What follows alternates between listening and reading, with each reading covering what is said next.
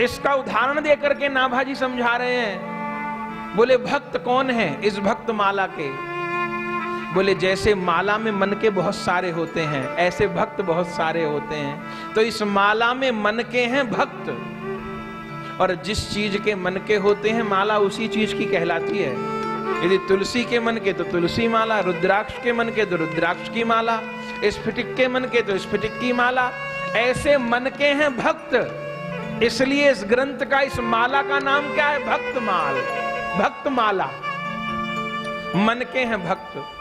तो सुमेरु कौन है? बोले सुमेरु और मनकों से बड़ा होता है। बोले सुमेरु है गुरुदेव। भक्त वो जिन्होंने भजन करके अपने ठाकुर को प्राप्त कर लिया है, उनका प्रेम प्राप्त कर लिया है। और गुरु कौन? गुरु भी भक्त ही है, पर वो विशेष शक्ति संपन्न भक्त हैं जो आप तरें और इनको तारें, जो अपना तरण कर चुके हैं और दूसरों को तरण का मार्ग बता रहे हैं, दूसरों का उद्धार करने की सामर्थ्य रखते हैं, वे गुरु हैं। तो सुमेरु है गुरुदेव। और धागा कौन है? बोले जैसे मन के बहुत सारे, सुमेरु मन के बहुत सारे, पर उन सब में जो धागा होता है वो एक ही होता है, एक ही धागा पूरी माला में पिरा होता है। तो मेरे ग्रंथ में धागा कौन है? बोले भक्ति ही धागा है। जैसे भक्त बहुत सारे, पर उन सबों के हृदय के भीतर जो प्रेम तत्व है, जो भक्ति तत्व है, जो समर्पण तत्व है, जो अपने ठाकुर को प्रेम करने की इच्छा है, जो प्रीति है, वो सबके हृदय में एक है। इसलिए धागा है भक्ति। तो भगवान कौन है? बोले भगवान है सुमेरु के भी सिर के ऊपर जो फुंदना होता है, जिसमें बहुत सारे धागे होते हैं, अनेक रंग के धागे होते हैं, वो भगवान है। जैसे फुंदने में बहुत सारे धागे होते हैं, ऐसे भगवान भी अनंत रूप रूपाए होते हैं, बहुत रूप धारण करने वाले होते हैं। तो जैसे माला में 4 वस्तु होती हैं, ऐसे मेरे ग्रंथ में भी 4 वस्तुएं, भक्त, भक्ति, भगवान और गुरु। लेकिन चतुर नाम वपुए, ये कहने के लिए 4 हैं, वस्तुतः एक हैं। बोले कैसे? बोले इनके पद वंदन किए, इनके पद वंदन किए। ये हो गया नमस्कारात्मक मंगलाचरण।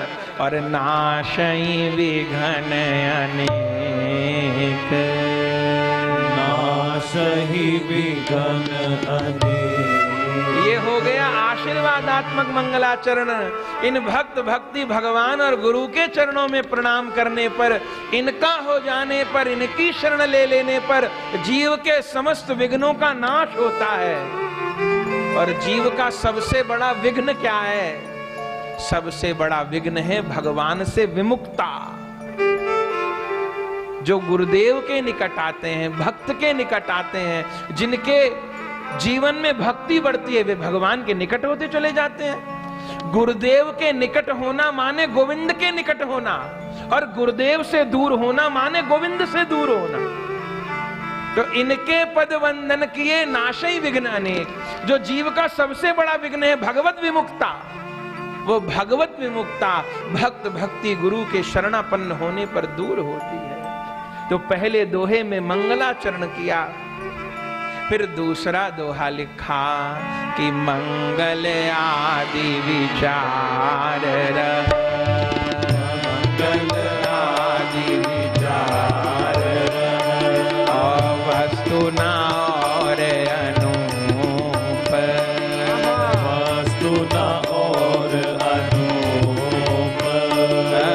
हरिजन को जस गावते, हरिजन को जस गावते, हरिजन मंगल रूप, हरिजन मंगल रूप। दूसरे दोहे में कहा मंगल आदि विचार रह, वस्तु न और अनूप। मंगलाचरण में मुझे इससे मंगल में वस्तु कोई नहीं दिखाई दी। बोले हरिजन को जस गावते, हरिजन मंगल रूप। कोई ये समझे सबसे पहले मंगलाचरण में भक्त का नाम क्यों ले दिया? बोले भक्त, भक्ति, भगवान और गुरु ये चारों एक हैं, पर एक होते हुए प्रधानता भक्त की है। क्यों? क्योंकि भक्त महापुरुष ऐसे हैं जिनके हृदय में बाकी तीनों विराजमान हैं। भक्त तभी हैं जब उनमें भक्ति भी है, भक्त हैं तो उनके गुरुदेव भी हैं, उनके हृदय में गुरुदेव। वे इतनी ऊंचाई पर पहुंचे ही ना होते यदि उनकी गुरु भक्ति प्रबल ना हुई होती, तो उनके हृदय में गुरु निष्ठा भी प्रबल विराजमान है, और स्वयं श्री कृष्ण भी उनके रोम रोम में विराजमान है, जो लीला रस बन करके प्रवाहित होते रहते हैं। तो भक्तों की प्रधानता है। मैंने अपने ग्रंथ के प्रारंभ में भक्तों को याद कर लिया, सबसे बड़ा मंगल कर लिया। भक्तों का याद करने से गणेश जी भी याद हो गए, सरस्वती जी भी हो गई, हनुमान जी भी हो गए, शंकर भगवान भी हो गए, सब याद हो गए। जितने भी आश्रय तत्व में भक्त को याद कर लेने पर सबका स्मरण हो गया, सबको नमस्कार हो गया। तो हरिजन को जस गावते हरिजन मंगल रूप। दूसरा दोहा कहा, फिर तीसरा दोहा कहा कि सब संतन मिल निर्णय लियो, सब संतन मिल निर्णय लियो, मति श्रुति पुराण इतिहास, मति श्रुति पुराण इतिहास, भजबे को दोही सुघर, भजबे को दोही सुघर, कह हरिदास, हरि के हरिदास। तीसरा दोहा कहा कि कोई ये समझे मैंने नया सिद्धांत प्रकट कर दिया, ऐसी बात नहीं। सब संतन मिले निर्णय कियो, सब संतों ने ये निर्णय किया। मथि श्रुति पुराण इतिहास, वेदों को, पुराणों को, दोनों इतिहास ग्रंथों को, श्री महाभारत और श्री वाल्मीकि रामायण, इन सब शास्त्रों को मच करके सब संतों ने क्या सार निकाला कि भजबे को दोही सुघर।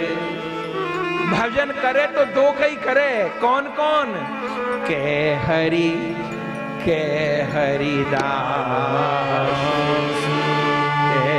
हरि के हरिदास। या तो हरि को भजे या हरि के प्यारों को भजे, या तो हरि से प्रेम करे या हरि के भक्तों से प्रेम करे। के हरिदास। वो निर्णय कहाँ हुआ? बोले एक बार नैमिषारण्य में सूत जी 88,000 ऋषि सब एकत्र हुए, सत्संग हो रहा था। सत्संग में चर्चा चली कि सबसे बड़ा कौन। तब एक महात्मा ने कहा कि हमारे अनुमान से तो सबसे बड़ी पृथ्वी है, और छोरी नहीं पता चलता पृथ्वी का, बहुत बड़ी है पृथ्वी, तो सबसे बड़ी पृथ्वी है। तब दूसरे संत ने कहा कि भाई पृथ्वी कैसे बड़ी हो सकती है, पृथ्वी तो एक हिस्सा है, 1/3 है, और 2 हिस्से तो समुद्र हैं, तो पृथ्वी से तो समुद्र बड़े हैं, तो समुद्र सबसे बड़े हैं। तब तीसरे महात्मा ने कहा भाई समुद्र कैसे बड़े होंगे, समुद्र को तो अगस्त जी महाराज एक अंजुलि में पी गए थे, एक ही घूंट में पी गए थे, 2 घूंट भी नहीं हुए, तो समुद्र से बड़े तो अगस्त जी हैं। तब चौथे महात्मा ने कहा कि अगस्त जी कैसे बड़े होंगे, वे अगस्त जी भले समुद्र को पी गए हो, पर आज तक एक नक्षत्र तारा बनके आकाश में विराजमान है, और उनसे बड़े तो सूर्य हैं, सूर्य तो सबसे बड़े ग्रह हैं आकाश के, तो सूर्य सबसे बड़े हो गए। तब पांचवें महात्मा ने कहा कि सूर्य कैसे बड़े होंगे, अरे सूर्य यदि सबसे बड़े हैं तो सूर्य तो भगवान का एक नेत्र है, भगवान का दायां नेत्र सूर्य है और बायां नेत्र चंद्रमा है, तो सूर्य तो भगवान का नेत्र है, तो सूर्य से तो बड़े भगवान है। तब निर्णय हो गया कि भगवान सबसे बड़े हैं। तब किसी ने कहा अंत में सूत जी से तो पूछ लीजिए, हम लोग निर्णय कर रहे हैं। अब निर्णय हो गया भगवान बड़े हैं। सूत जी से पूछा, बोले आपने ठीक कहा, पृथ्वी से बड़े समुद्र, समुद्र से बड़े अगस्त जी, अगस्त से बड़े सूर्य, सूर्य से बड़े नारायण प्रभु, लेकिन उन नारायण उन प्रभु को भी भक्त अपने छोटे से हृदय में कैद कर लेता है। अपने छोटे से हृदय में बंद कर लेता है, तो भैया भगवान से भी बड़े हो गए भक्त। तो अब बताओ कौन सबसे बड़ा है? तब तो सब संतन मिल निर्णय कियो, मति श्रुति पुराण इतिहास, भजबे को दो ही सुघर, के हरि दास। इसलिए सबसे बड़े भक्त हैं भजने के लिए या तो भक्त या भगवान। तीसरा दोहा कहा और फिर चौथे दोहे में बताया कि इस ग्रंथ को लिखने के लिए मैं स्वयं नहीं बैठ गया, अपनी राजी से नहीं, तो क्यों बैठे हैं? तब चौथा दोहा कहा कि गुरु अग्रदेव आज्ञा दई, गुरु अग्रदेव आज्ञा दई, गुरु अग्रदेव आज्ञा दई, गुरु अग्रदेव आज्ञा दई। हरि भक्तन को जस गाओ, हरि भक्तन को जस गाओ, भव सागर से तरन को, भव सागर से तरन को, नाहिन और उपाओ, नाहिन और उपाओ, गुरु अग्रदेव आज्ञा दई, गुरु अग्रदेव आज्ञा दई। कि मैं अपनी राजी से अपनी ओर से ग्रंथ लिखने में प्रवृत्त नहीं हुआ हूं, गुरु जी ने आज्ञा दी कि हरि भक्तन को यश गाओ। क्यों? कि भव सागर से तरन को नाहिन और उपाओ। भगवान का यश गाने को नहीं कहा, बोले भगवान का यश गाने वाले बहुत भक्त हुए हैं और होते रहेंगे। भगवान का यश खूब गाया जा रहा है, पर भक्तों का यश कम गाया जा रहा है। और ये अकाट्य सत्य है कि भक्त की कृपा प्राप्त करे बिना भगवान की कृपा प्राप्त नहीं होती। तो भक्तों की महिमा श्रवण करी जाए ताकर हृदय में गुरु निष्ठा प्रबल हो, ताकि हृदय में भक्त निष्ठा प्रबल हो, ताकि भजन करने की लालसा पैदा हो।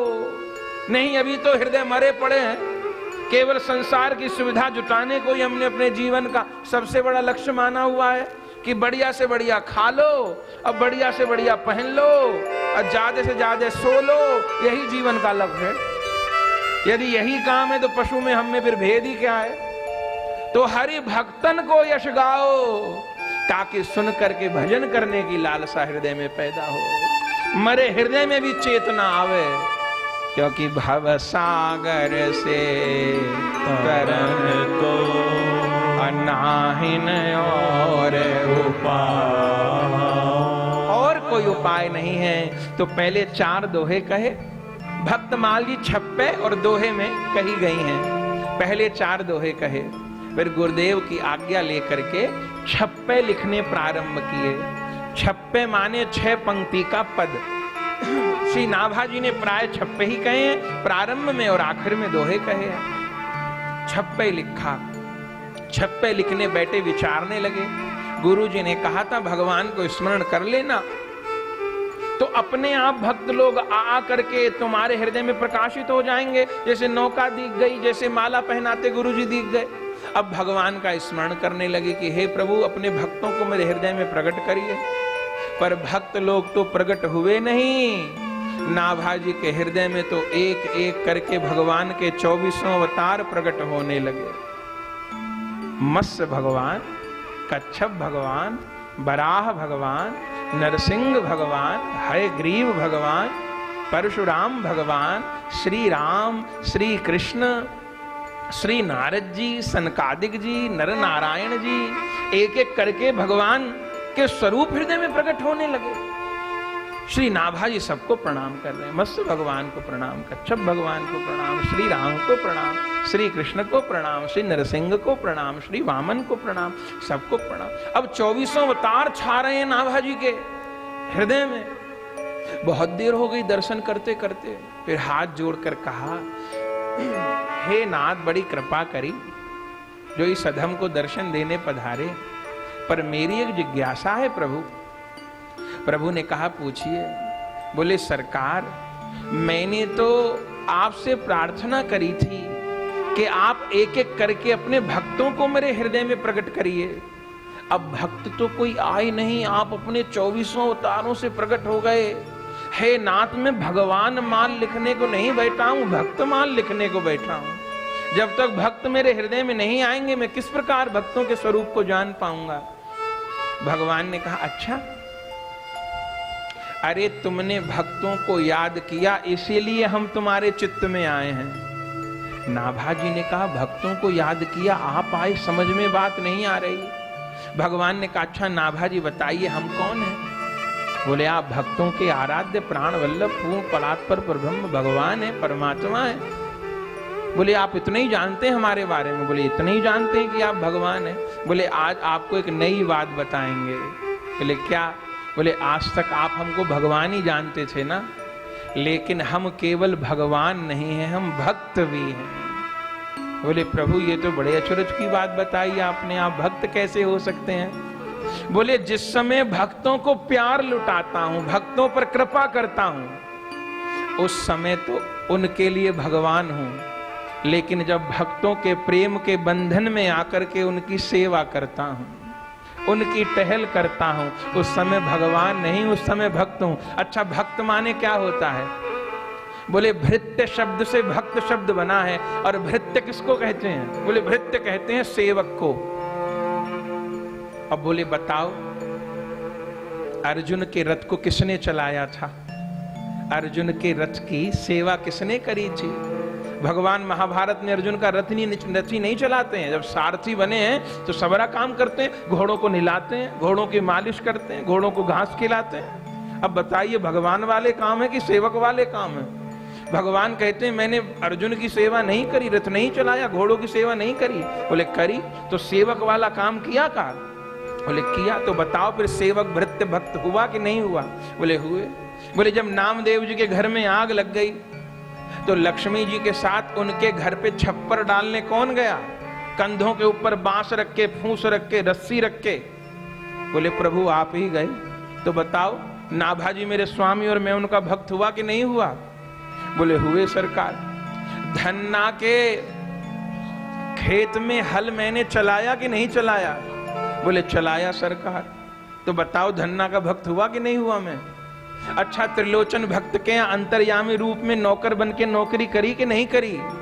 के करी सरकार। अच्छा, कबीर दास जी के यहाँ राशन पहुंचाने के लिए वो केशव बंजारा बन के कौन गया था? कि आप ही गए थे।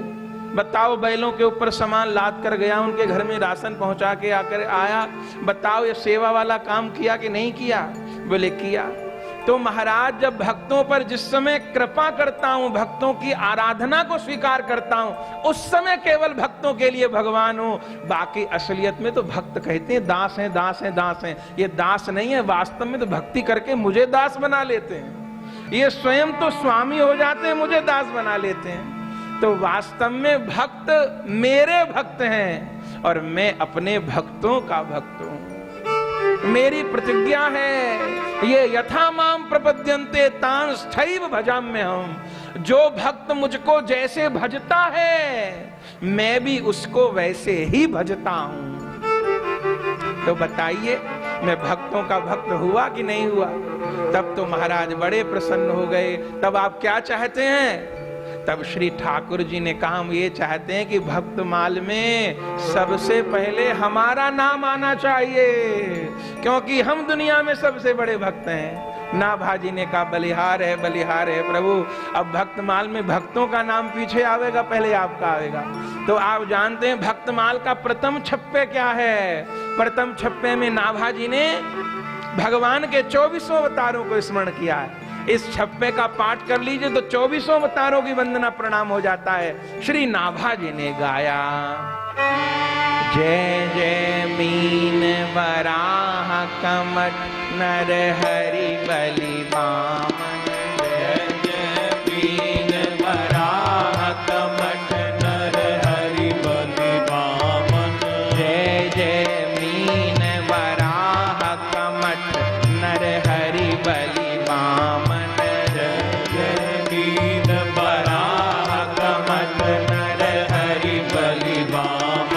परशुराम रघुवीर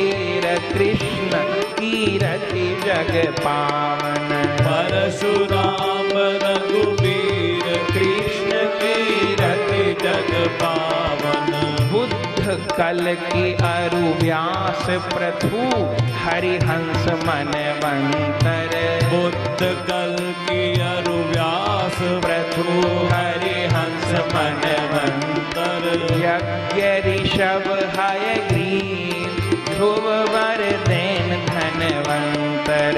यज्ञ ऋषभ हयग्रीव ध्रुव वरदेन धनवंतर।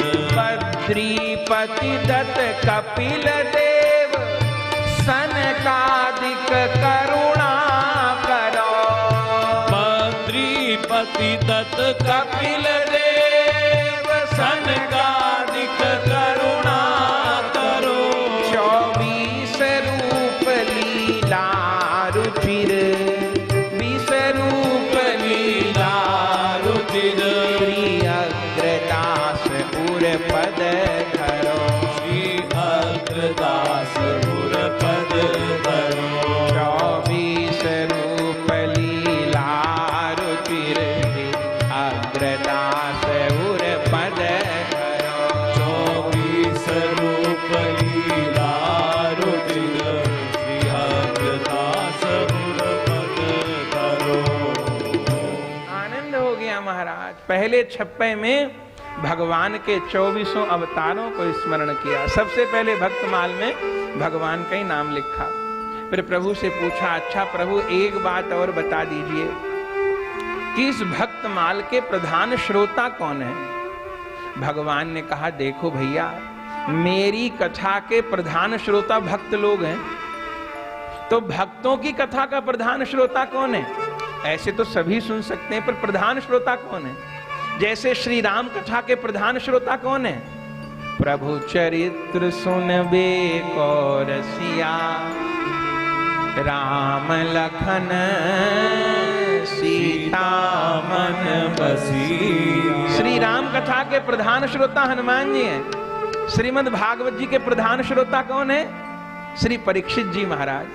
ऐसे भक्तमाल कथा का प्रधान श्रोता कौन है? भगवान कहते हैं, भक्तमाल की कथा का प्रधान श्रोता हूं मैं। जैसे भक्त लोग मेरी कथा सुनकर प्रसन्न होते हैं, ऐसे में भक्तों की कथा सुनकर के प्रसन्न होता हूं। श्री नाभा जी तो प्रसन्न हो गए, कहने लगे, प्रभु आप ही भक्तमाल की कथा सुनने पधारा करेंगे? बोले हाँ। बोले राम कथा होती है, हनुमान जी का आह्वान होता है, पूजन होता है, भागवत जी की कथा होती है, जो यजमान होते हैं परीक्षित रूप होते हैं, सुखदेव जी विराजमान किए जाते हैं, तो फिर भक्तमाल की कथा में आपका आह्वान किया जाएगा, विराजमान किया जाएगा, तो आप कहाँ विराजमान होंगे? आपके लिए कैसा आसन लगाया जाए, कैसी पीठ लगाई जाए जहां आप बैठेंगे? भगवान ने कहा, मैं किसी सामान्य आसन पे नहीं बैठूंगा, न सोने पे, न चांदी पे, न कुशा पे, तो कहाँ बैठेंगे? बोले जो प्रेम पूर्वक श्री भक्तमाल जी की कथा श्रवण करेंगे, उन भक्तों के हृदय आसन पर मैं विराजमान होऊंगा, उन भक्तों के हृदय में मैं विराजमान होऊंगा। उस समय नाभा जी परम प्रसन्न हो गए, और उस समय नाभा जी ने दोहा गाया कि हरि जी आय विराजिए, हरि जी आय विराजिए, हरि जी आय विराजिए, हरि जी आय विराजिए। कथा सुनो इतिहास, कथा सुनो इतिहास, तुम श्रोता भक्तमाल के, तुम श्रोता भक्तमाल के। खूब पद रज हम दास, तुम पद रज हम दास, हाँ हरि जी आय विराजिए, हरि जी आय विराजिए। आनंद हो गया महाराज। हरि जी आय विराजिए, और कहीं नहीं, हृदय में आकर विराजिए। सुनो कथा इतिहास, तुम श्रोता भक्तमाल के, तुम पद रज हम दास। भगवान को विराजमान किया, और फिर महाराज छप्पे में श्री भक्तमाल जी का लेखन प्रारंभ किया। दूसरे छप्पे में भगवान के दिव्य चरण चिन्हों का स्मरण किया। चरण चिन्ह रघुवीर के संतन सदा सहाय का, चरण चिन्हों का स्मरण किया। फिर तीसरे छप्पे में 12 भक्तों को स्मरण किया। फिर भगवान के षोडश पार्षदों को स्मरण किया। फिर हरि वल्लभों को स्मरण किया। ऐसे निरंतर 27 संख्या तक सतयुग, त्रेता और द्वापर, इन युगों के भक्तों को स्मरण किया 27 संख्या तक। और फिर 28 संख्या से लेकर के और 214 संख्या तक केवल कलयुग के भक्तों को स्मरण किया। पूर्वार्ध बहुत छोटा है, उत्तरार्ध बहुत बड़ा है। कलयुग के भक्तों को विशेष रूप में गाया।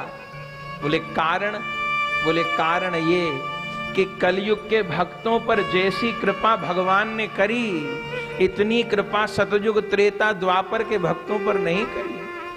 हम लोग सुना करते हैं सतयुग में मनु जी ने भजन किया, 27-28 हजार वर्ष तक शत्रुपा जी के साथ भजन किया, तब कहीं जाकर के भगवान का दर्शन प्राप्त हुआ। वर मांगने को कहा, वर मांगा। फिर दशरथ कौशल्या जी के रूप में प्रकट, कितनी बड़ी कितनी कठिन नैमिषारण्य में तपस्या करी, तब बड़ी कठिनाई में भगवान का दर्शन हुआ। और वहीं इस कलयुग में नरसिंह जी का चरित्र आप सुनते हैं। नरसिंह जी ने कितने दिन तपस्या करी? केवल 7 दिन। केवल 7 दिन ही तो शंकर जी के मंदिर के दरवाजे पर पड़े रहे, पुकारते रहे, रोते रहे। और 7वें दिन तो प्रकट भये प्रत्यक्ष शिव और कहें वत्स वर मांग। भोले बाबा प्रकट हो गए, कहा वर मांगो। और नरसिंह जी ने वर मांगा कि आपको जो सबसे प्यारा लगता हो वो दे दीजिए। भोले बाबा ने कहा देखने में तो बालक लग रहा है, देखन में यह बालक है पर पालक लोकन को सो लगे। अब लोक अलौकिक बालक ये अपनेपन को ये भाव जगे है। ये मांग करत मेरे प्रिय की, मेरे प्रिय तो प्रभु प्रेम पगे है। अब देनो परे प्रभु प्रेम इसे जाते, गुर्जर को पाखंड भगे। ये कह रहा है आपको जो सबसे प्यारा हो दे दीजिए। तो मेरे तो सबसे प्यारे राधा गोविंद हैं और उनका श्रीधाम वृंदावन है और उनकी दिव्य रासलीला ही मुझे सबसे प्रिय है। तो अब इसको वही देनी पड़ेगी। हम लोग श्रवण किया करते हैं, तब भोले बाबा वृंदावन ले गए, दिव्य रास का दर्शन करा दिया, सखी बना दिया। केवल 7 दिन शरणागति करी, भजन किया, प्राप्ति हो गई। श्री नामदेव जी महाराज केवल 3 दिन अनशन करके पड़े रहे।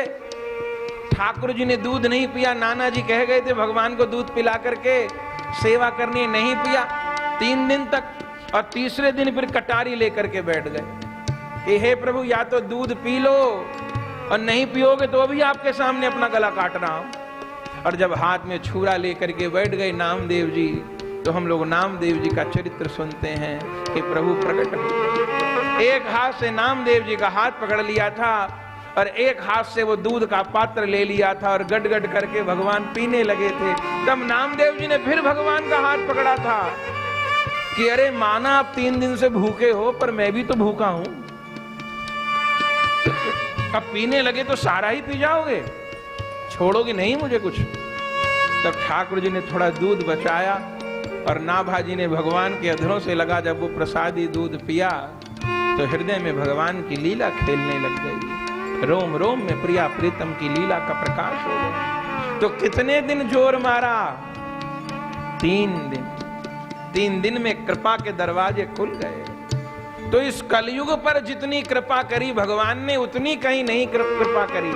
तो यहां साधन तो इस युग में सबसे कम और उपलब्धि सबसे बड़ी ये इस युग की। इसलिए महाप्रभु जी के आगे कोई कलयुग की बुराई कर देता, वो कानों में उंगली डाल लेते कि भाई कलयुग की बुराई न करो। एक कलयुग से बढ़िया तो कोई युग ही नहीं है। अब जिनको पाप करने हैं, पाप में ही रत रहना है, उनके लिए कलयुग होगा। पर जिसको भजन करना है, उपासना करनी है, उसके लिए इससे अनुकूल कोई युग नहीं हो सकता। साधन कम से कम और उपलब्धि ज्यादा से ज्यादा। तो इस कलयुग के भक्तों को विशेष रूप से गाया। श्री नाभा जी ने संपूर्ण भक्तमाल जी का गायन किया। और जब ये भक्तमाल तैयार हो गई तब प्रियादास जी कहते हैं माला बना करके प्रियतम के गले में पहराई, और ऐसी माला जो कि चरणों को छू रही थी, और उस माला को पहन करके राधा गोविंद भगवान सीताराम बड़े प्रसन्न हुए। जो ठाकुर जी के हृदय में माला विराजमान है, जब रूप ध्यान हम श्रवण करते हैं तो एक एक श्रृंगार का अर्थ है। भगवान की चरणों की पायल दास्य रस के भक्त हैं, भगवान की करधनी सख्य रस के भक्त हैं, बाजूबंद सख्य रस के भक्त हैं, गले के वो हार शांत रस के भक्त हैं, भगवान के बुलाक वे कुंडल मधुर रस के भक्त हैं, वो शीश के श्रृंगार वात्सल्य रस के भक्त हैं। प्रभु के समस्त श्रृंगार भक्त ही हैं। माला में जितने प्रकार के फूल लगे हैं वे सब भगवान के भक्त ही हैं। तो गले में माला पहराई है महाराज, और प्रभु बहुत प्रसन्न हुए। तो श्री नाभा जी ने भक्तमाल जी प्रकट करी, और उनके समय में भक्तमाल जी का खूब प्रचार प्रसार हुआ। फिर नाभा जी के शिष्य थे गोविंद दास जी, उनको नाभा जी ने आज्ञा करी कथा कहने की। तब नाभा जी के समय से ही गोविंद दास जी कथा कहने लग गए। उन्होंने अपने गुरु जी से खूब सुनी थी, तो वे भी बहुत सुंदर व्याख्या करते थे छप्पियों की, खूब कथा होती थी। लेकिन फिर जब नाभा जी वृद्ध हुए, तब नाभा जी के अंतर ध्यान होने का समय आया, और भगवान ने उनको निज धाम में बुला लिया। तब नाभा जी देह का त्याग करके नाभा अली के रूप में दिव्य साकेत धाम में भगवान श्री सीताराम जी की सेवा में चले गए। जब नाभा जी को अप्रकट हुए 100 वर्ष हो गए थे, शरीर छोड़े, तब उस समय सेवा में रहते हुए भी नाभा जी के मुख पर कुछ उदासी थी, नाभा अली जी के मुख पर। तो एक बार ठाकुर जी ने कहा कि नाभा अली आपके मुख पर उदासी क्यों है? तब नाभा अली जी ने कहा, हे प्रभु, यहां तो उदासी का कोई कारण नहीं है, आपकी सेवा प्राप्त करके धन्य धन्य हो गए हैं, तो उदासी कौन चीज के लिए है? बोले महाराज, आपकी आज्ञा से, गुरुजनों की आज्ञा से भक्तमाल का प्राकट्य कराया गया था, लेकिन अब भक्तमाल जी का संसार में जितना प्रचार होना चाहिए था उतना नहीं हो पा रहा। क्यों? बोले छप्पे बहुत गूढ़ हैं। बोले गोविंद दास कथा तो कहते हैं, बोले गोविंद दास कथा तो कहते हैं, पर उनके मन में भी बार बार यही होता है कि यदि भक्तमाल की टीका हो गई होती। गोविंद दास सोचते हैं मैं जब तक हूं, मैंने अपने गुरु जी के मुख से छप्पियों के अर्थ सुने हैं, तब तक तो कथा हो रही है, लेकिन धीरे धीरे ये अर्थ लोप होते चले गए। छप्पे इतने गूढ़ हैं कि उनका अर्थ करना बहुत कठिन हो जाएगा, और भक्तमाल जी फिर लुप्त न हो जाएं, तो आवश्यकता है कि इनकी टीका करी जाए। तो भगवान कहते हैं आप इसीलिए चिंतित हैं। नाभा अली जी ने कहा यही बात है। तब ठाकुर जी ने कहा, नाभा अली जी, तब आप किसी संत को प्रेरणा कर दीजिए, आप किसी संत को प्रेरणा करिए, शक्तिपात करिए, जिससे वो भक्तमाल की सुंदर टीका कर पाए। नाभा अली जी ने कहा, मुझे ऐसा कोई सूझ नहीं रहा, आप जिनके लिए आज्ञा करें। तब प्रभु श्री राम जी ने ही कहा कि इस समय धराधाम पर श्री चैतन्य महाप्रभु जी की परंपरा में, श्री चैतन्य महाप्रभु जी के कृपा पात्र श्री गोपाल भट्ट जी महाराज, गोपाल भट्ट जी के शिष्य श्री निवासाचार्य जी, निवासाचार्य जी के शिष्य श्री मनोहर दास जी, और मनोहर दास जी के शिष्य श्री प्रियादास जी महाराज, ये इस समय धराधाम पर विराजमान हैं। और इनके हृदय में भक्त, भक्ति, भगवान और गुरु, इन चारों की एक सी निष्ठा विराजमान है, और कोई सांप्रदायिक दुराग्रह भी इनके मन में विराजमान नहीं है। तो आप इन प्रियादास जी को ही प्रेरणा करिए, इनके द्वारा बहुत अद्भुत भक्तमाल जी की टीका होगी, जिसके द्वारा इस जगत का कल्याण होगा।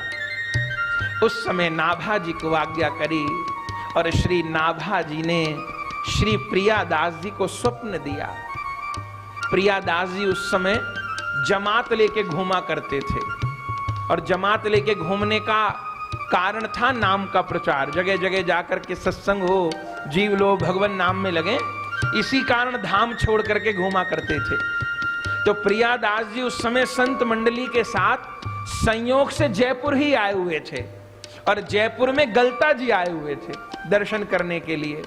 रात को सोए थे कि उसी समय शरीर छोड़ने के 100 वर्ष बाद नाभा जी ने प्रियादास जी को स्वप्न में दर्शन दिया।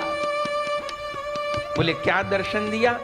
श्री प्रियादास जी वर्णन करते हैं, कृष्ण चैतन्य मन हरन जू के चरण को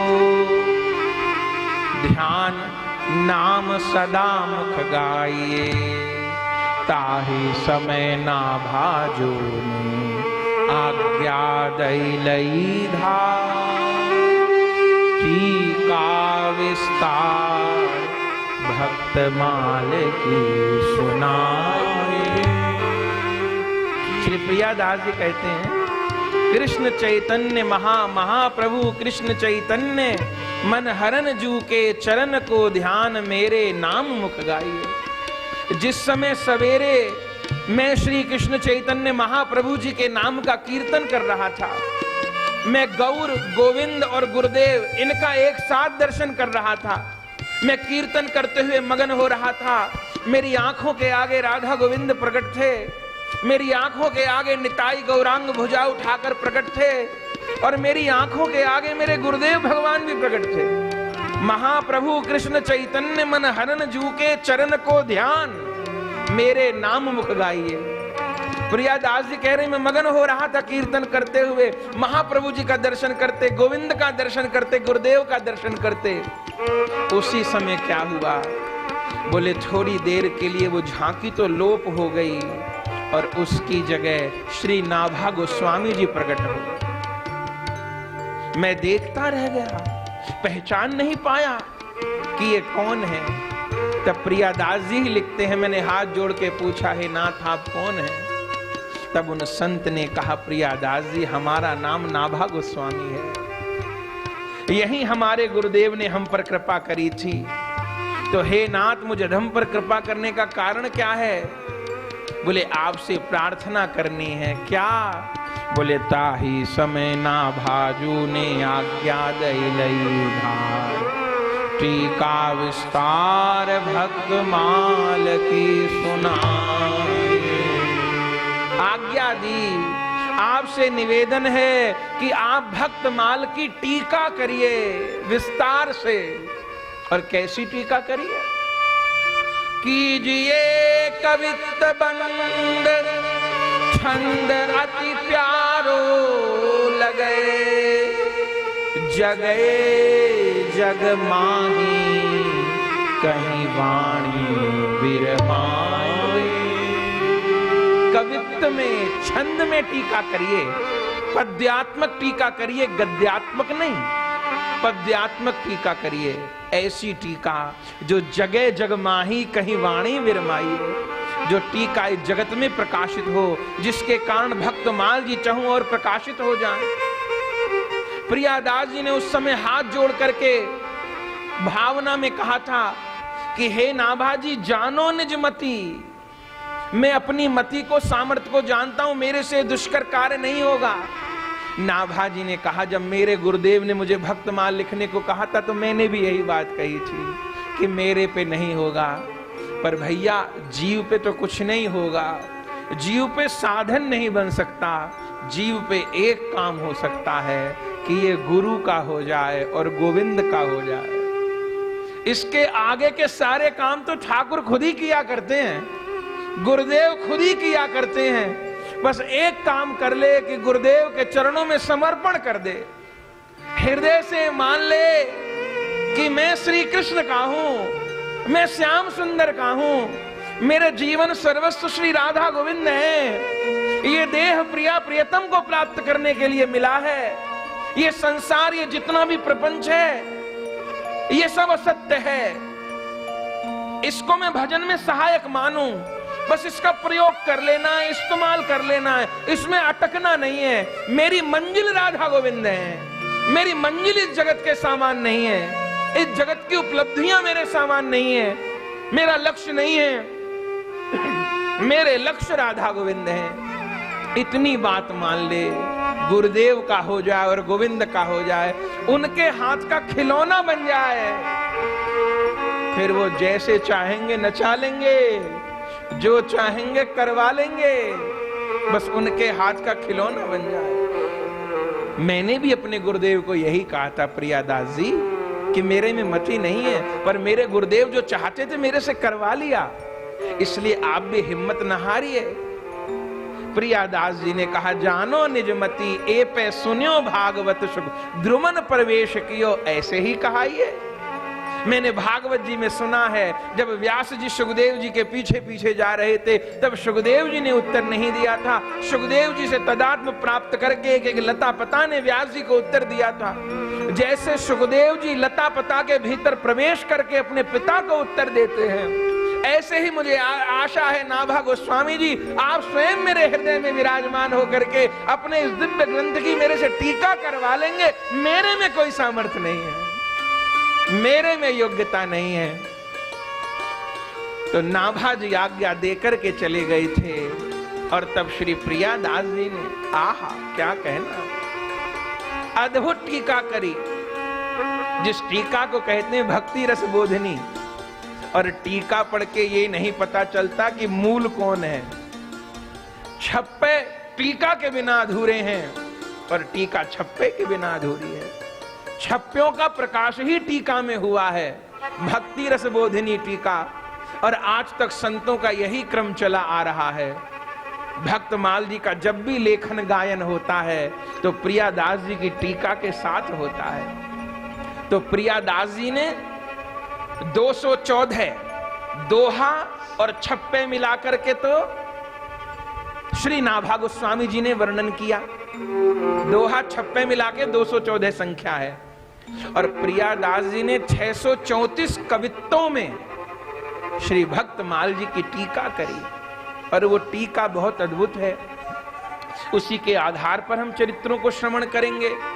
और फिर प्रियादास जी के द्वारा विपुल प्रचार प्रसार हुआ भक्तमाल जी का। घूम घूम करके श्री प्रियादास जी भक्तमाल जी की कथा कहते, बड़ी बड़ी सुंदर कथा कहते। उनके गुरुदेव भी बड़े अद्भुत महापुरुष, वृंदावन में कथा कहते, जयपुर जाकर के कथा कहते, अनेक स्थानों पर जाकर कथा कहते, और कितने लोगों को कथा कहना उन्होंने सिखाया। उनके एक मित्र थे जिनका नाम था गोवर्धन दास जी, उनको कथा कहना सिखाया, उनके द्वारा खूब भक्तमाल जी का प्रचार किया, और चहु और भक्तमाल जी की जय जयकार प्रियादास जी के कारण हुई। उस समय एक बार श्री प्रियादास जी व्रत 84 कोष की परिक्रमा कर रहे थे, और परिक्रमा में भी यही नियम था कि जहां पर परिक्रमा विश्राम होती थी, और वहीं पर फिर कथा होती थी, सत्संग होती थी। तो प्रियादास जी परिक्रमा करते करते होडल पहुंचे।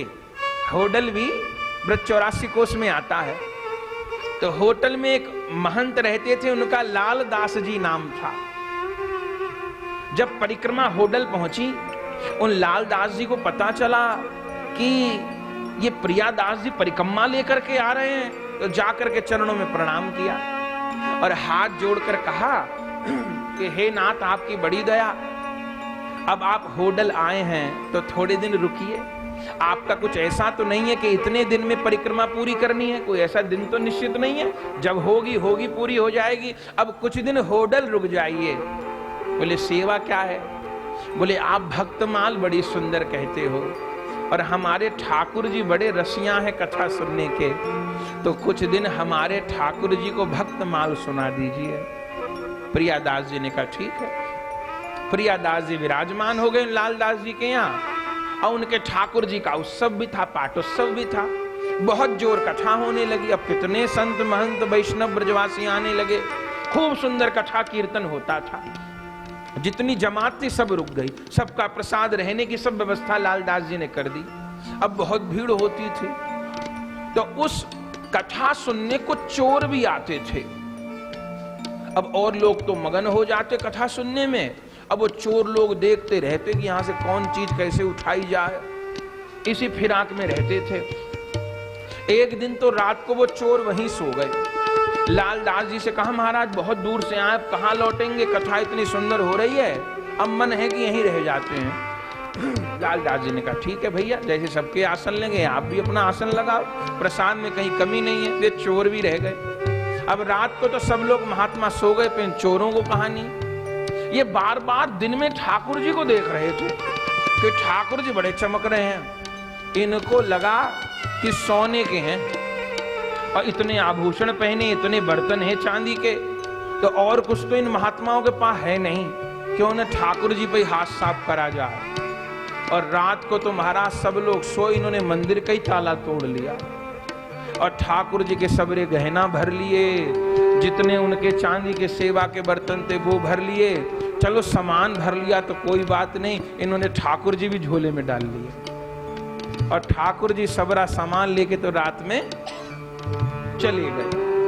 अब सवेरा जब हुआ, मंगला के लिए दरवाजा खुला तो न वहां ठाकुर न वहां कोई सामान। और महाराज तब तो पुजारी लोग रोने लग गए, हमारे ठाकुर जी कहां चले गए। बहुत रोए, सारे महात्मा इकट्ठे हो गए। प्रियादास जी सब लोग उस समय तक उठ गए थे। देखा कि महाराज सब रो रहे हैं। लालदास जी को पता चला, वे तो चीख मार मार के रोने लग गए, मेरे ठाकुर कहां चले गए। अब तो प्रियादास जी को बड़ा दुख हुआ। प्रियादास जी ने कहा लालदास जी क्या हुआ। बोले ठाकुर जी चोरी हो गए। बोले इनको कौन ले जा सकता है। अरे कोई इनको नहीं ले जा सकता, ये खुद ही चोरों के साथ गए हैं। किसकी सामर्थ्य जो इनको ले जावे।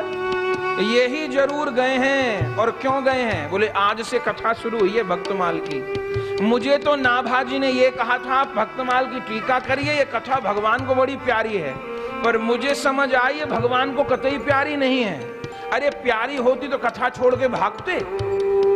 कथा छोड़ के चले गई, पक्का हो गया भगवान को कथा प्यारी नहीं है। अब मैं भी यहां से जा रहा हूं। अब न तो जीवन में कभी भक्तमाल की कथा कहूंगा और न भोजन और जल पीऊंगा, ऐसे अनशन करके प्राण त्यागूंगा। हम यहां आए, आपके ठाकुर ही चले गए। अब तो लालदास जी रोने लग गए, चरण पकड़ लिए प्रियादास जी के और कहा महाराज ऐसा जुल्म मत करिए, मेरे अपराधों के कारण ठाकुर जी तो छोड़ के चले गए हैं, आप भी लोग चले जाओगे, संत लोग भी चले जाएंगे तो हम क्या करेंगे, आप मत जाइए। प्रियादास जी ने कहा नहीं, अब हम कभी भक्तमाल की कथा नहीं कहेंगे, न भोजन खाएंगे न जल पिएंगे। अब सबरे महात्मा अन्न शन्न करके पड़ गए। सवेरे से न रसोई बनी न कुछ हुआ, बस सब रो रहे थे कि ठाकुर जी चले गए। इधर ये तो रो ही रहे थे, उधर ठाकुर जी का भी मन नहीं लग रहा था। वो चोर लोग अपने ठिकाने पर पहुंचे, सामान वाम सब संभाला, भी ठाकुर जी को भी निकाला और महाराज तब तो ये खा पी के सो गए चोर लोग। अब जैसे ही सो गए तैसे ठाकुर जी ने सपना दिखाई दिया, स्वप्न दिखाया और स्वप्न में देखा कि ठाकुर जी रौद्र रूप में इनको फटकार रहे हैं। सब चोरों को एक साथ सपना दिखाई दिया और ठाकुर जी ने कहा कि मुझको यहाँ पे उठा लाए, सवेरे से न आरती न भोग न जल, और यहाँ लाके मुझे पटक दिया। देखो मुझे दो दो वियोग हुए हैं, एक तो सेवा नहीं हुई सवेरे से, हम सेवा के ठाकुर, और दूसरी तुमने मेरी भक्तमाल और छुटवा दी। मैं इतने समय से ललायत था भक्तमाल सुनूंगा, एक सेवा छुटवा दी, दूरी भक्तमाल छुटवा दी, तो तुमने मेरे पे दोहरे दुख डाले, मैं तुम्हें पे चौहरे दुख डालूंगा, विनाश होगा तुम्हारा। और यदि भलाई चाहते हो तो सीधे सीधे मुझे छोड़े आओ, नहीं तुम्हारी खैर नहीं। अब वो बेचारे सबरे चोर एक साथ गड़बड़ा करके उठे, सबने एक दूसरे को सपना सुनाया। सबरे घबरा गए, महाराज ये तो बहुत अपराध कर दिया हमने, क्या किया जाए। अब सब चोर भी रोने लगे, बोले क्या किया जाए। बोले वापस लेके चलो भैया, प्राण बचाने हैं। तो बेचारे जितना चुरा के लाए थे होटल से वो तो ले ही लिया, और उसके साथ और जिंदगी में जितनी चोरी करी थी बेचारों ने, जितना सामान इकट्ठा किया था वो सब भी साथ ले लिया। तब तो लालदास जी को जाकर के बताया महाराज चलिए ठाकुर जी आ रहे हैं। तब तो चोर लोग ठाकुर जी को लेकर के आए, सबरा सामान पधराया। कथा का समय हो नहीं पाया था क्योंकि रात में ठाकुर जी चोरे हुए। अभी प्रातः काल ही था कि सपना भी दिखा दिया, ठाकुर जी लौट भी आए, अभी कथा का समय शुरू नहीं हुआ था। लालदास जी दौड़े दौड़े प्रियादास जी महाराज के पास गए कि महाराज ठाकुर जी आ गए। अब आपको कहीं जाने की जरूरत नहीं है। तब प्रियादास जी आए, ठाकुर जी के चरणों में प्रणाम किया, सुंदर रसोई बनी, फिर अभिषेक हुआ। वो चोर भी वैष्णव हो गए और सबरी बात बताई प्रियादास जी को। प्रियादास जी ने कहा क्या हुआ? बोले ठाकुर जी कह रहे थे तुमने हमारी भक्तमाल की कथा छुटवा दी, तुमको पता नहीं हमें भक्तों की कथा कितनी प्यारी है, तो लेके चलो हमको। तब तो प्रियादास जी बड़े प्रसन्न हुए और सबसे कहा महाराज हम मान गए कि ये भक्तमाल की कथा भगवान को बहुत प्यारी है। ऐसी एक और घटना हुई प्रियादास जी के जीवन में। एक अलवर में एक सेठ रहते थे, उन्होंने प्रियादास जी का बहुत नाम सुना। उस समय खूब कथाएं होती थी, लोग प्रियादास जी के पास श्रवण करने के लिए आते थे। ये सेठ भी एक बार वृंदावन आए और आकर के प्रियादास जी के चरणों में प्रणाम किया। प्रियादास जी ने कहा कहिए। बोले महाराज हमने भक्तमाल की बड़ी महिमा सुनी है। बोले ठीक ही सुनी है, भक्तमाल भगवान को बड़ी प्यारी है। बोले हम चाहते हैं कि आप हमें भक्तमाल की एक प्रति लिख करके दे दें, पोथी लिख करके दे दें। प्रियादास जी ने कहा क्या करोगे, कथा कहोगे क्या? बोले कथा कहें का, हम तो सुनने का भी समय नहीं है कि 10-20 दिन रह के कथा सुन लें। तो बोले पोथी का क्या करोगे? बोले और कुछ तो नहीं, मैंने सुना है भक्तमाल में सारे भक्त विराजमान हैं, तो बस घर पे ले जाऊंगा और इनकी पूजा किया करूंगा।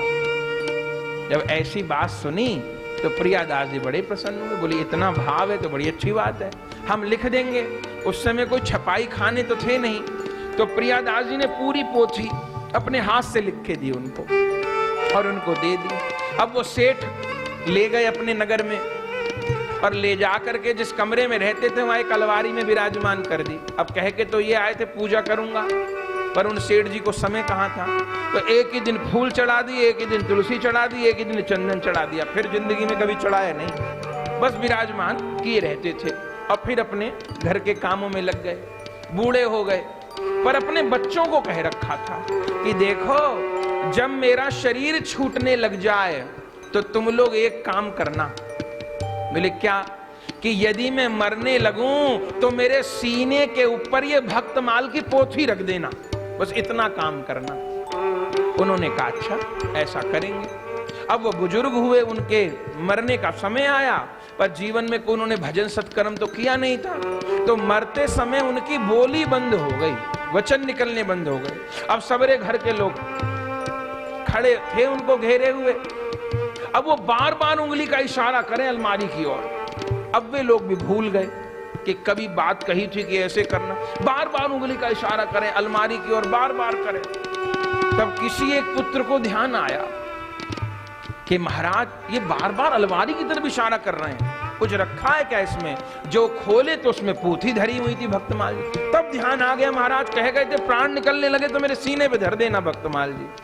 और उस समय महाराज उनके पुत्र ने भक्तमाल जी की पोथी उठाई और उन सेठ जी के सीने पर रख दी। ये सत्य घटना है। प्रियादास जी के नाती शिष्य हुए वैष्णव दास जी, उन्होंने सब वृतांत लिखे हैं भक्तमाल महात्म में। बोले जैसे ही उनके सीने के ऊपर भक्तमाल की पोथी लिख रखी, अभी तो उनकी बोली बंद हो रही थी, तुरंत उनकी वाणी खुल गई। बच्चों ने पूछा पिताजी आपको क्या हो गया था, आप कहां जा रहे थे, क्या हुआ? तब उन्होंने कहा मेरे प्राण निकल रहे थे, मुझे यमदूत घेरे बैठे थे। बोले अब क्या हुआ? बोले जैसे ही तुमने भक्तमाल की पोथी रखी तैसे ही सारे यमदूत मुझको छोड़ करके चले गए। और अब आपको क्या दर्शन हो रहा है? मुझे चारों ओर भक्तों का दर्शन हो रहा है। कहीं कबीर दास जी का, पीपा जी का, गोस्वामी तुलसीदास जी का, मीराबाई जी का, सूरदास जी का, इन संतों का दर्शन हो रहा है। और ये सब संत मुझसे कह रहे हैं आप चलिए हमारे साथ भगवत धाम को। तो अब मैं इन संतों के साथ भगवान धाम को जा रहा हूं। और महाराज हरे कृष्ण गोविंद कहते हुए उन सेठ ने शरीर को त्याग दिया और महाराज उन संतों के साथ भगवान के धाम को चले गए।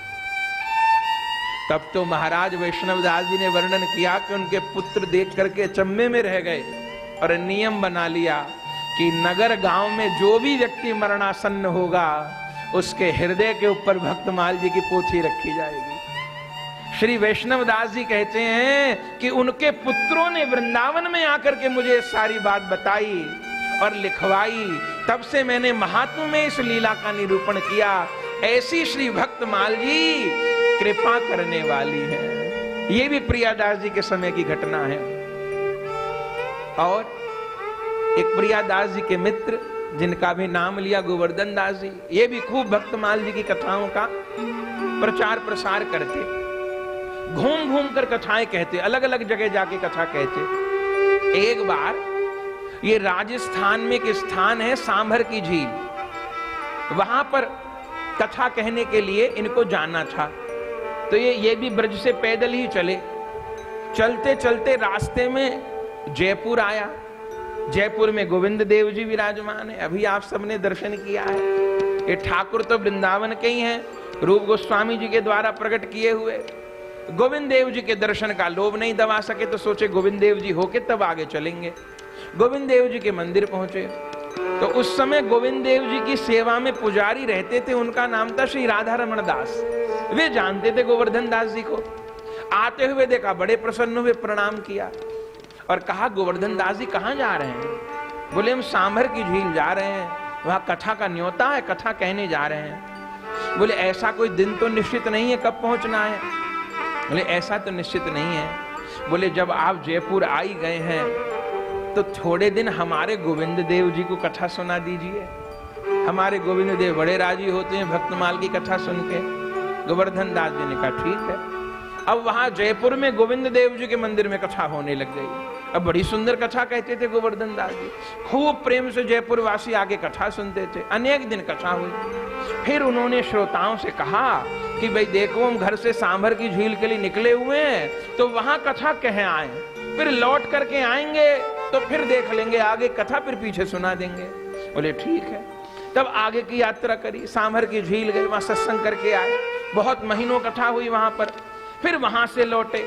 जब लौटने लगे फिर मन में आया कि गोविंद देव जी का दर्शन कर लें। फिर जयपुर गोविंद देव जी के मंदिर में आए। फिर वही राधा रमण जी पुजारी, हाथ जोड़ के फिर रोक लिया गोवर्धन दास जी को। बोले महाराज पहले तो जल्दी चले गए, पर हमारा मन तो यह है कि आप गोविंद देव जी को पूरी भक्तमाल सुनाओ। तो अब तो कहीं जाना नहीं, अब रहिए, सब व्यवस्था हम यहां कर देंगे। गोवर्धन दास जी ने कहा ठीक है, हम कथा सुनाएंगे। तैयारी हो गई, कथा कहने बैठे। तो जब कथा कहने बैठे, जो नित्य कथा कहते हैं, अब उनको ध्यान नहीं रहा गोवर्धन दास जी को कि जब मैं पीछे कथा कह रहा था तो मैंने कहां तक की कथा कही थी, वो भूल गए। अब वे तो प्रतिदिन ही कथा कहते थे, सब जगह अलग अलग कथा चल रही थी, कहीं कहीं तक हुई थी, कहीं कहीं तक हुई थी। तो जब कथा कहने बैठे, श्रोता लोग भी बैठे, तो गोवर्धन दास जी ने श्रोताओं से पूछ लिया कि भाई हम तो जगह जगह कथा कहते हैं, तुमको ध्यान नहीं है कहां तक कह गए थे, पर आप लोगों ने तो पहली बार ही भक्तमाल सुनी है, तो आप लोग को तो याद होगा कुछ महीने पहले यहाँ कथा हुई थी, तो कहां तक कथा हो चुकी है, उसके आगे की हम कथा कहें। अब श्रोता तो श्रोते ही थे, यदि एक ही बार मन लगा के सुन ले तो कल्याण ही न हो जाए। कोई सिर खुजाने लगा, कोई घुटना खुजाने लगा, कोई दाएं देखे, कोई बाएं देखे। बार बार पूछते रहे गोवर्धन दास जी कि बताइए कहां तक की कथा हो गई थी, उससे आगे पर किसी को याद नहीं आया। अब जब कोई नहीं बोला, सन्नाटा, कोई नहीं बता पाया, तो इससे गोवर्धन दास जी को मन में पीड़ा हो गई। अब बोले हम तो उठ के जा रहे हैं, हमें ऐसे लोगों को कथा नहीं सुनानी जिन्हें ये ही नहीं पता कि कहां तक की कथा हुई थी, कहां तक नहीं हुई थी, जिन्हें 4 दिन पहले की बात ऐसों को सुनाने से लाभ क्या, जिन्हें याद ही नहीं रहे वो आचरण में क्या लाए, हमें नहीं सुनानी कथा। अब उठ के व्यास गद्दी छोड़ के उठ के चलने लग गए। अब जब चलने लगे महाराज तो सब उदास हो गए, चले ही जाते, किसी की रोकने की हिम्मत भी नहीं हुई उनको।